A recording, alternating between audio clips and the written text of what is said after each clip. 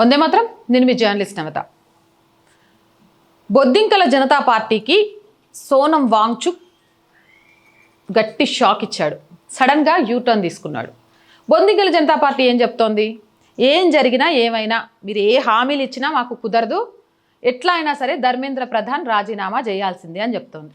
కానీ సోనం వాంగ్చుక్ మాత్రం ధర్మేంద్ర ప్రధాన్ రాజీనామా చేయడం నా ఉద్దేశం కాదు, విద్యార్థులకు న్యాయం జరగడమే నా ఉద్దేశం అనే విషయాన్ని చాలా క్లియర్గా చెప్పారు. ఇక నీట్ విద్యార్థులకు జరిగిన అన్యాయానికి మద్దతుగా 26 రోజుల పాటు నిరాహార దీక్షలో కూర్చున్నారు సోనం వాంగ్చుక్. ఆ తర్వాత ఒక్కరోజు కూర్చొని కళ్ళు తెలిసిండు అభిజిత్ దీప్కే. ఈ విషయం మనందరికీ తెలిసిందే. ఆ తర్వాత ఆయన్ని హాస్పిటల్లో అడ్మిట్ చేయడము, ఆ తర్వాత తన ఏదైతే నిరాహార దీక్ష ఉందో దాన్ని ఉపసంహరించుకోవడము జరిగింది.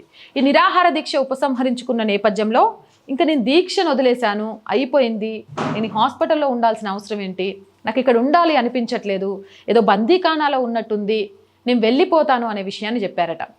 ఆ టైంలో మరి బొద్దింకల జనతా పార్టీకి సంబంధించి వాళ్ళు ఏవైతే హామీలు అడిగారో అవి ఇంకా ప్రభుత్వం ఒప్పుకోలేదు కదా అంటే, నేను విద్యార్థులకు న్యాయం కావాలి అని దీక్ష చేశాను, నా అంతిమంగా నేను కోరుకునేది విద్యార్థుల విజయం, అంతేగాని ధర్మేంద్ర ప్రధాన్ రాజీనామా చేయాలి అనేది నా వాదన కాదు, లేకపోతే నేను చేసిన దీక్షలో భాగము కాదు.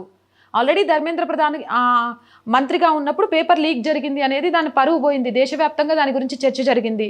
సో ఆయన రాజీనామాను నేను కోరుకోవట్లేదు, కావాలి అనుకోవట్లేదు, నన్ను ఇక్కడి నుంచి పంపించేసేయండి, నేను వెళ్ళిపోవడానికి సిద్ధంగా ఉన్నాను అని చెప్పాడట.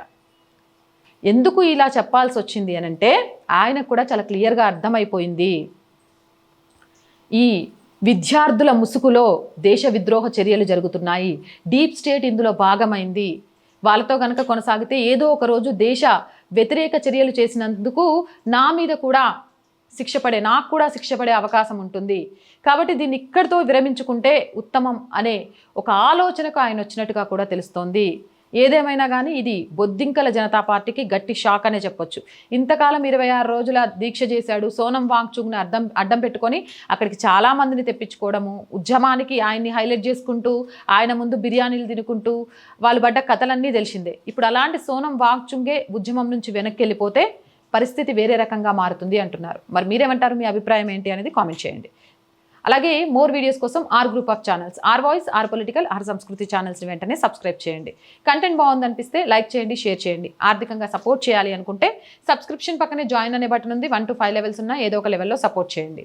లేదా స్క్రీన్ మీద గూగుల్ పే, ఫోన్పేతో పాటు అకౌంట్ డీటెయిల్స్ ఉన్నాయి, మీకు తోచిన సహాయాన్ని అందించండి. వ్యాపార ప్రకటనల కోసం 8328500576 నెంబర్ని సంప్రదించండి. జై హింద్, జై భారత్.